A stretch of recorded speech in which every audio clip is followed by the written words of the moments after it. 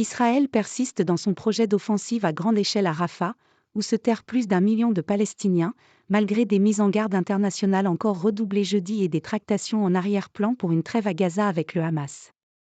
Israël a par ailleurs lancé mercredi des frappes dans le sud du Liban qui ont fait au moins 9 morts, selon des sources libanaises, en représailles à des tirs qui ont tué une soldate, faisant de nouveau craindre une contagion régionale de la guerre entre Israël et le Hamas palestinien, au pouvoir à Gaza.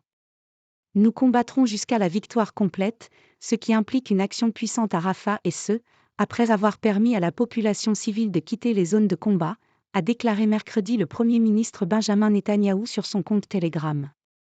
Les violences se concentrent actuellement sur le sud de la bande de Gaza assiégée et dévastée, en particulier la ville de Khan Younes, où des milliers de déplacés ont trouvé abri dans l'hôpital Nasser, encerclé par l'armée israélienne, et Rafah, à la frontière avec l'Égypte, qui reste fermée.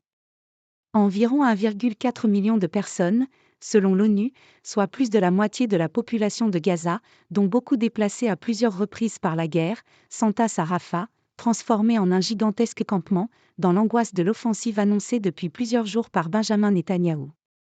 Nulle part où aller.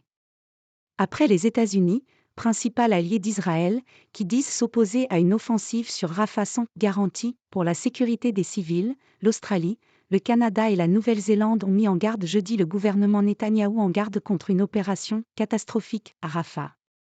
Il n'y a tout simplement nulle part où aller pour les quelque 1,5 million de Palestiniens bloqués à la frontière, soulignent ces 3 pays du Commonwealth, exhortant le Premier ministre israélien à ne pas s'engager dans cette voie.